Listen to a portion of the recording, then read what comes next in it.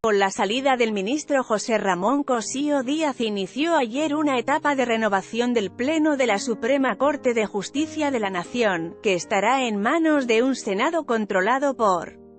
Morena, en una primera etapa, y concluirá la primera semana de enero cuando de entre los miembros del Pleno voten a quien será el próximo titular del Poder Judicial de la Federación PJF. La renovación del Pleno de la Corte se dará en medio de una tensa relación con los poderes ejecutivo y legislativo. Apenas hace unos días, el coordinador parlamentario de Morena en el Senado, Ricardo Montreal, artífice de las reformas que han incomodado a los ministros, declaró al diario español El País que el Poder Judicial requiere una sacudida.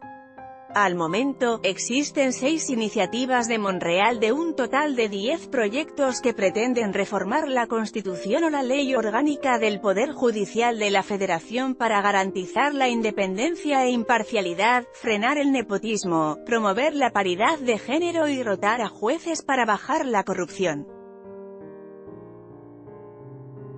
El director del Instituto de Investigaciones Jurídicas de la UNAM y experto en la composición del Pleno de la Corte, Pedro Salazar, advierte que son cambios de posiciones en un órgano constitucional muy importante, en una coyuntura política sin precedentes, y entre otras cosas, porque el próximo presidente tiene una amplia mayoría legislativa entre su propio partido y aliados en el Senado, que le permitiría lograr la mayoría calificada para aprobar a partir de una propuesta suya a la persona que ocupe la vacante de Cossío Díaz. A pesar de que el ministro presidente de la Suprema Corte, Luis María Aguilar Morales, informó al Poder Ejecutivo la vacante que a partir de hoy deja Cossío Díaz, la presidencia no envió la comunicación oficial al Senado de la República, donde por ley se procesa la designación de un ministro de la Corte.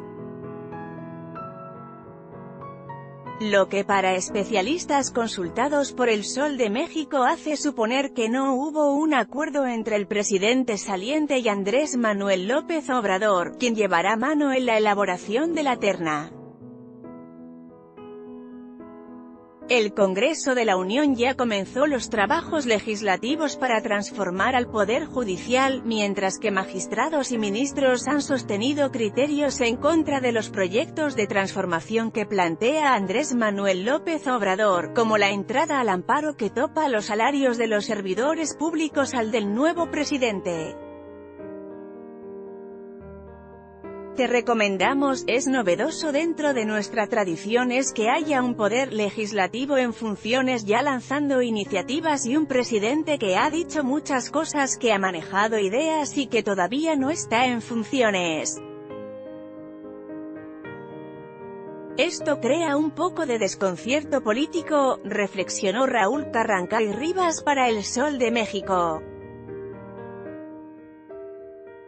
La investigadora Clara Judisman Rapoport consideró que la relación entre los poderes es una espada de Damocles, por lo que refiere que hubiese sido mucho más democrático, más civilizado si se hubieran sentado a platicar. Pero llegar a imponer la rajatabla no parece democrático, no es civilizado sino parece como una revancha, agregó Judisman. No me parece una buena manera de trabajar en democracia.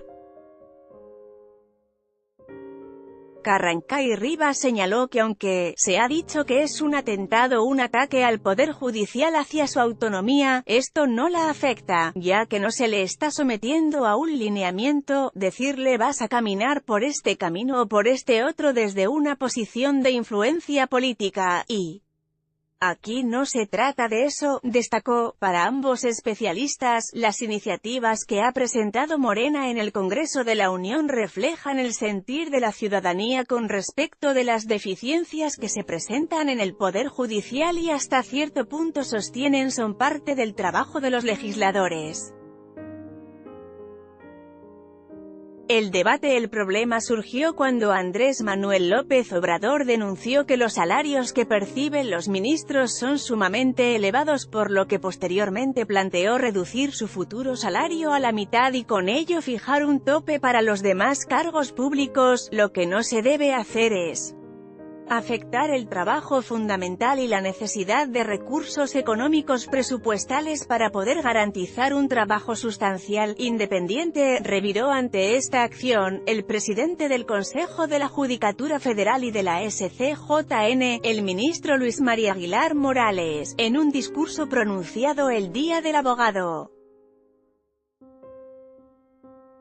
Por ello, exigió que ningún otro poder público interfiera en los órganos autónomos. El doctor David Asir, del programa Justice in México, señaló que el bajar los salarios de los ministros los limita para ejercer sus funciones y presenta un peligro a su independencia.